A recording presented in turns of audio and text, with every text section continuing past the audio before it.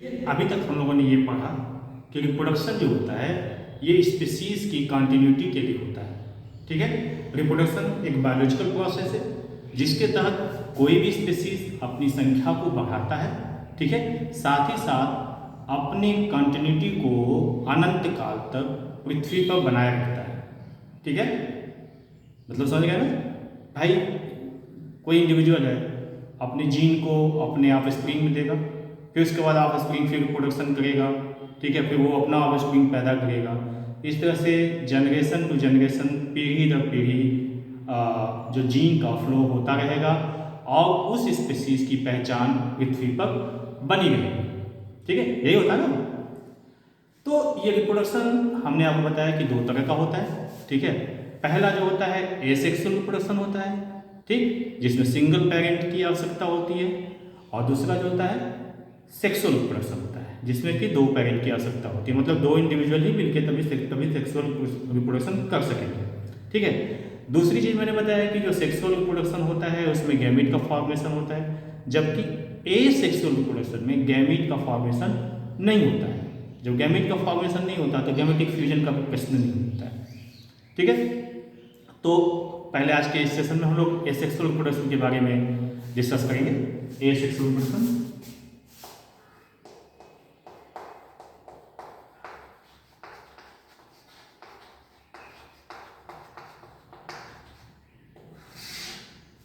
इसमें क्या होता है single parent,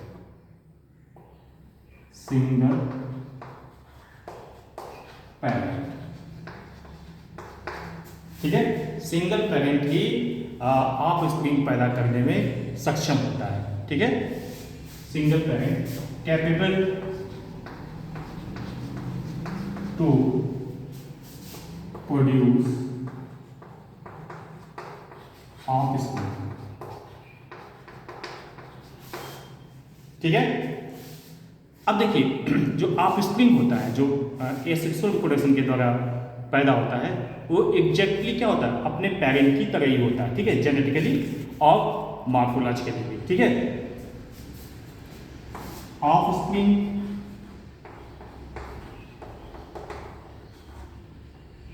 are similar to their parent, parent की तरह ही होता है। किस आधार पे? जेनेटिकल, जीन के आधार पर, जेनेटिकली और morphologically, on the basis of genetics and morphology.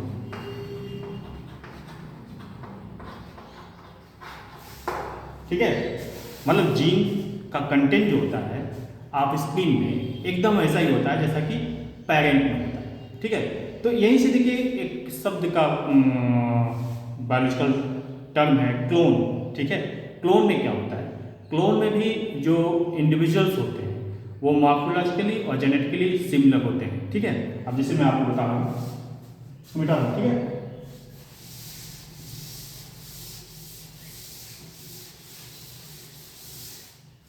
जैसे मान लीजिए ये कोई प्लांट है, इसकी लीफ है। ठीक, इसमें पर्टिकुलर टाइप का जीन पाया जाता है। मान लीजिए इसमें जो जीन पाया गया है पर्टिकुलर टाइप का जीन पाया गया है, मान लीजिए जीन एक्स पाया गया है, इसका जो पूरा जीनोम है वो एक्स है। ठीक है, तो इसकी लीफ को हम काट कर इसको हम कल्चर करा देते हैं, मानिए यहाँ पे टिश्यू कल्चर करा देते हैं।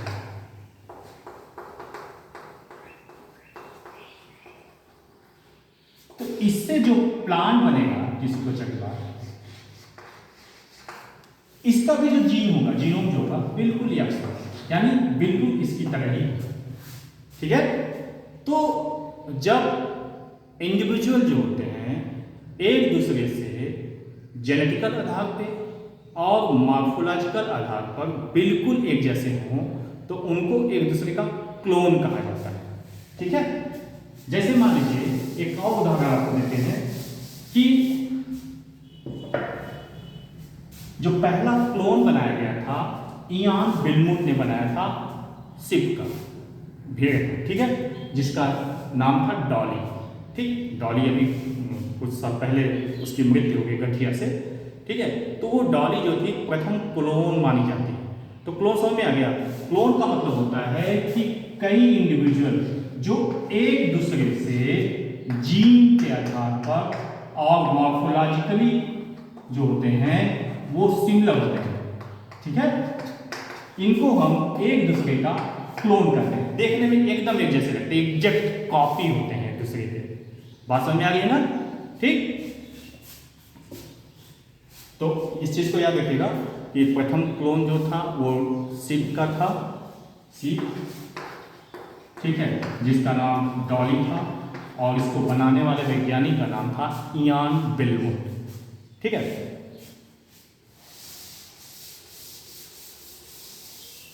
तो हम लोग एसेक्सुअल रिप्रोडक्शन की बात यहाँ कर रहे थे। एसेक्सुअल रिप्रोडक्शन का कॉन्सेप्ट समझ में आ गया ना? सिंगल पेरेंट ही अपने आप स्प्रिंग को पैदा करने में सक्षम होता है। ठीक है,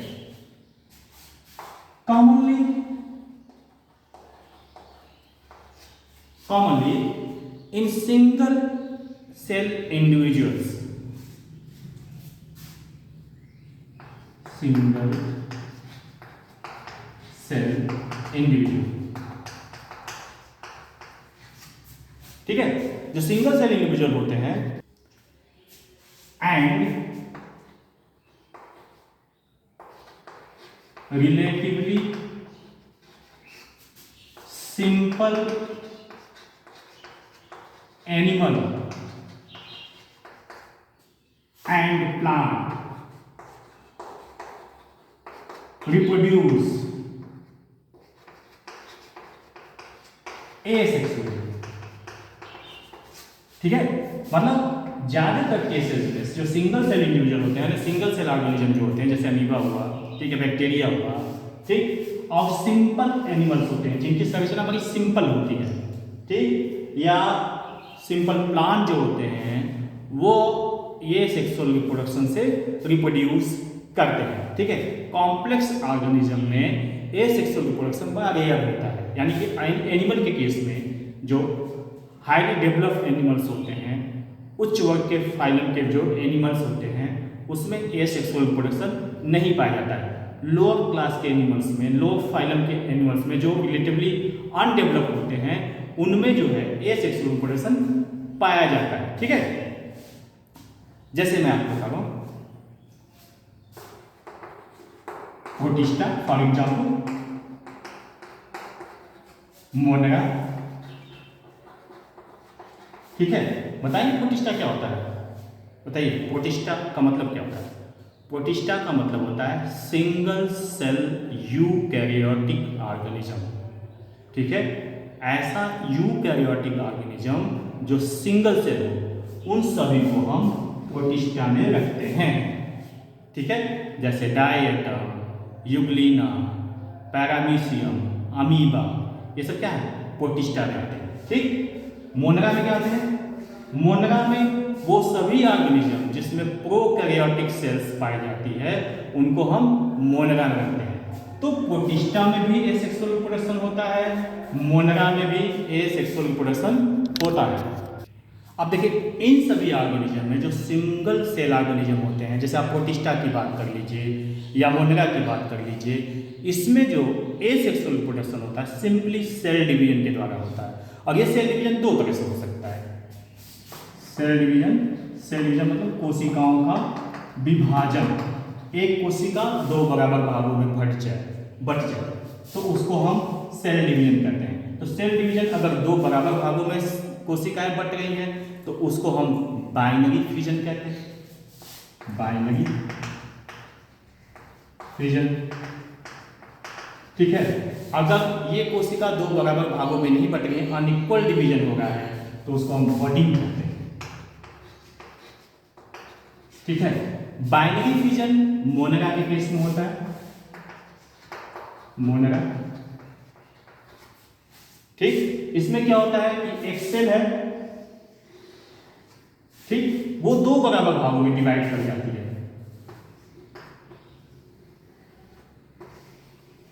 कॉन्स्ट्रिक्शन हुआ 20 से, ठीक है, कट के ये दो बराबर भागों में डिवाइड हो गए, दो सेल्स इससे बन गई, एक ये सेल बन गई, एक ये सेल बन गई, इस तरह से।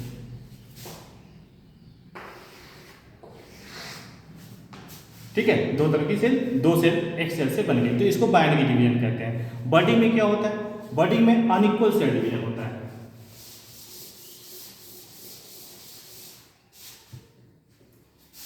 अनइक्वल सेल डिवीजन,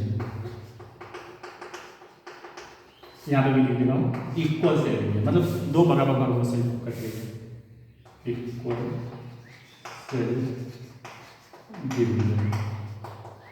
इसका एग्जांपल बन रहा हो गया। अब देखिए अनइक्वल सेल डिवीजन बडिंग में क्या, इसका एग्जांपल क्या हो गया? ईस्ट। ईस्ट, अब देखिए क्या होता है ईस्ट में। ईस्ट में थोड़ा कुछ इंपॉर्टेंट है, ये क्वेश्चन आया। जैसे मैंने ईस्ट की सेल है, यूकैरियोटिक सेल होती है, ईस्ट को फंजाई है, ठीक है, एस्कोमाइसिटीज, इसको प्रोटिस्टा में कुछ साइंटिस्ट करते हैं, लेकिन ये यूनिसेलुलर होती है, एस्कोमाइसिटीज है। तो यहाँ पे क्या होता है, जैसे ईस्ट की सेल है, ठीक, ईस्ट की सिंगल सेल है, तो यहाँ से बड निकलता है, ठीक, इसके कंटेंट इसमें जाने लगते हैं इस तरीके से, आई बात समझ में। फिर इसके बाद क्या होता है, ये बड़ा हो जाता है,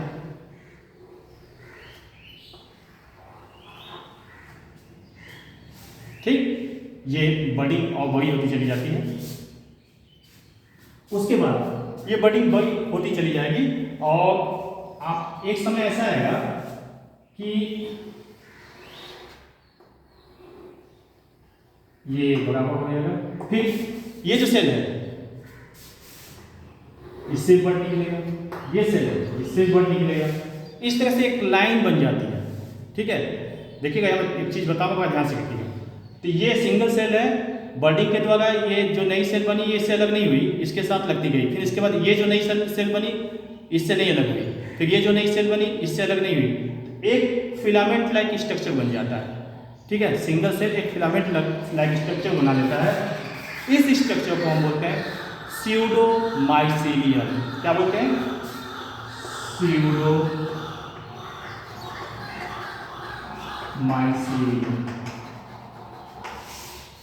स्यूडोमाइसीलियम, दिख रहा है? स्यूडोमाइसीलियम। ये तो मैंने आपको एक पेक्यूलियर स्ट्रक्चर बताया जो कि ईस्ट में पाया जाता है। Pseudomycelium is found in the yeast. कैसे बनता है? जब बडिंग होती है सेल भी अलग नहीं होती है, एक दूसरे से लगी रहती है और ईस्ट लाइक स्ट्रक्चर को फॉर्म करती है। लेकिन आमतौर से क्या होता है कि ये अलग होते रहते हैं, ठीक, ये अलग होते रहते हैं। जब अलग नहीं होता तब स्यूडोमाइसीलियम बनता है और ये अपनी संख्या को बढ़ाते रहते हैं, ठीक। एक हिस्से से कई ईस्ट सेल बन जाती है। बात समझ में आ गई? देखा, जैसा कि मैंने बताया कि एसेक्सुअल रिप्रोडक्शन सिंपल प्लांट और एनिमल में होता है या लोअर क्लास वाले प्लांट में और एनिमल में होता है। तो अगर आमतौर से देखा जाए तो फंजाई, एल्गी, इसमें एसेक्सुअल रिप्रोडक्शन प्रचुर मात्रा में पाया जाता है। बैक्टीरिया, ठीक है, काफ़ी अधिक मात्रा में पाया जाता है। तो जैसे मैं आपको फंजाई का एग्जाम्पल दे रहा हूँ। फंजाई जानते हैं ना, इसको कवक कहते हैं, ठीक है। एक क्लोरोफिलस होता है, इसमें क्लोरोफिल नहीं पाई जाती है, ठीक है। ये हेट्रोजीनियस होता है, मतलब कि फूड के लिए दूसरे पे डिपेंड होता है, खुद अपना फूड सिंथेसाइज नहीं कर सकता है। तो यहाँ पर फंजाई में जो एसेक्सुअल रिप्रोडक्शन होता है बाय जूस्पो होता है,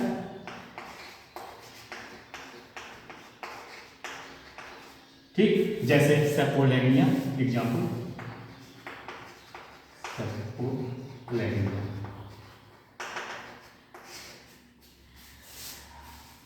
कोनिडिया के द्वारा होता है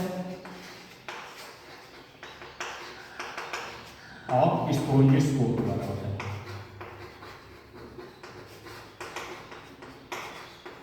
कोनिडिया के एग्जाम्पल बता दे रहा हूँ, पेनिसिलियम है, एस्परजिलस है, पेनिसिलियम। एक एक एग्जाम्पल बताऊंगा, ज़्यादा नहीं बताऊंगा। और इसका स्पोरेंजियोस्पोर्स का एग्जाम्पल म्यूकर हो गया, राइजोपस हो गया। तो राइजोपस कर लीजिएगा, राइजोपस जिसको कि ब्रेड मोल भी कहते हैं। ठीक है, देखिए सवाल आ रहा है उधर से कि कोनिडिया और स्पोरेंजियोस्पोर्स में क्या अंतर है। ठीक है, आपको दोनों से कोई क्वेश्चन पूछ रहा है कोनिडिया और स्पोरेंजियोस्पोर्स में क्या अंतर है, तो मैं बता देता हूँ। तो मैं यहाँ पे बता दे रहा हूँ जूस्पोर क्या होता है, पहले इसको समझिए। जूस्पोर्स मोटाइल बॉडी होती है, इसमें फ्लैजेला पाया जाता है, ये पानी में तैर सकते हैं। ठीक है, ठीक, तो इसीलिए ज़्यादातर एक्वेटिक फंजाई में ये पाया जाता है। दूसरी चीज़ यहाँ पे कोनिडिया स्पोरेंजियोस्पोर्स का मैं अंतर बता दे रहा हूँ। देखिए कोनिडिया जो होता है एक्सोजीनियसली प्रोड्यूस होता है। जैसे मैं आपको यहाँ पे एग्जाम्पल बता रहा हूँ, इसको मिटा दूँ ना।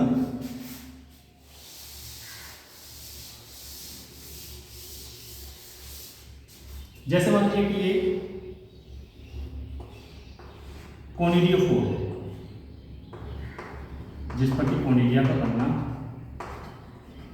निश्चित है। तो यहाँ पे क्या होता है, इससे यहाँ से इस तरह से स्ट्रक्चर बाहर निकलेगा, ये कोनिडिया बनाएगा, मतलब बाहर की तरफ कोनिडिया का फॉर्मेशन हो रहा है। ठीक है, फिर इसके बाद यहाँ से इस तरह से बनेगा, इस तरह से, इस तरह से, यानी कि कोनिडिया का फॉर्मेशन कोनिडियोफोर से बाहर की तरफ हो रहा है। यानी कोनिडियोस्पोरेंजियम जो भी होता है जिसमें कोनिडिया का फॉर्मेशन हो रहा है, ये एक्सोजीनियसली होता है, बाहर की तरफ होता है कोनिडिया। लेकिन स्पोरेंजियोस्पोर्स क्या होता है, ये स्पोरेंजियम में के अंदर बनता है। जैसे मान लीजिए ये आपका राइजोपस का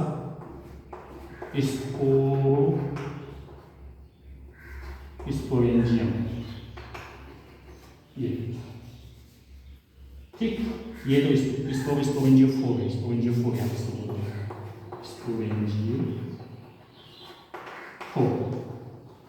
तो यहाँ पे क्या होता है, जो कोटिंग मतलब जो स्पोर्स बनते हैं वो इस स्ट्रक्चर के अंदर बनते हैं, अंदर बनते स्पोरेंजियोस्पोर। ये बाहर सवाल है, स्पोरेंजियोस्पोर मतलब समझ आया। कोनिडिया जो होता है बाहर की तरफ बनता है, एक्सोजीनियसली बनता है, एक्सोजीनियसली दिख रहा है आपको यहाँ पर, एक्सोजीनियसली फॉर्म होता है बाहर की तरफ। और आपका ये जो होता है स्पोरेंजियोस्पोर एंडोजीनियसली बनता है, एंडोजीनियसली। समझेगा, याद करिए, बहुत इंपॉर्टेंट। ठीक, तो ये कोनिडिया और स्पोरेंजियोस्पोर्स में अंतर हो गया। ठीक, तो ये भी सेक्सुअल मेथड है रिप्रोडक्शन का। जिस तरह से फंजाई में बनता है उस तरह से एल्गी में भी जूस्पोर्स बनता है, जैसे यूरोट्रीट्स में, एल्गी में एसेक्सुअल रिप्रोडक्शन एल्गी, जूस्पोर्स। ठीक है, एग्जाम्पल यूरोट्रीट्स। इसके अलावा एप्लानोस्पोर के द्वारा भी होता है, जैसे कि स्पैरोगैरा में होता है। ठीक, एप्लानोस्पोर, ये सब एसेक्सुअल मेथड है रिप्रोडक्शन के। एप्लानोस्पोर एग्जाम्पल स्पैरोगैरा। स्पैरोगैरा में कोई भी मोटाइल स्ट्रक्चर नहीं बनता है, कोई भी किसी भी लाइफ साइकिल किसी भी हिस्से में मोटाइल स्ट्रक्चर का फॉर्मेशन इसमें नहीं होता। तो ये कुछ आपको मैंने एल्गी प्लांट हो गया और फंजाई आपका हो गया। इस तरह से कुछ एनिमल में भी एसेक्सुअल रिप्रोडक्शन देखा जाता है, जैसे बाई बॉडी। ठीक है, एनिमल के केस में, एनिमल के केस में बता रहा हूँ। बडिंग जो होता है बाई बर्ड फॉर्मेशन, बडिंग किसमें होता है, हाइड्रा में।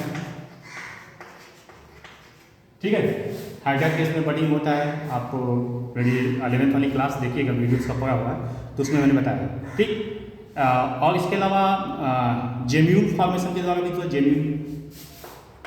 जेमा बनता है। सब मैं डिटेल सब कुछ बता दिया हूँ, मैं लिंक भी दे दे रहा हूँ, आप उसको देख लीजिएगा। 11th की क्लास में मैंने बताया इसको, स्पॉन्जेस। ठीक है। इसके अलावा प्लेनेरिया में रीजनरेशन होता है। प्लेनेरिया रीजनरेशन मतलब इसकी वीडियो देख लीजिएगा, मैं कहिएगा तो उसका आई लिंक आप कमेंट करिएगा तो मैं उसका लिंक दे दूंगा आपको, ठीक है। प्लेनेरिया इतना ही काफ़ी है एसेक्सुअल रिप्रोडक्शन में शॉर्ट नोट लिखने के लिए, और इस तरह से आप इसको कर सकते हैं। तो ये एसेक्सुअल रिप्रोडक्शन हो गया। नेक्स्ट क्लास में हम लोग सेक्सुअल रिप्रोडक्शन के नहीं सॉरी अभी तो वेजिटेटिव रिप्रोडक्शन बचा हुआ ना, नेक्स्ट क्लास में हम लोग प्लांट के वेजिटेटिव रिप्रोडक्शन के बारे में पढ़ेंगे, ठीक है। थैंक यू, धन्यवाद।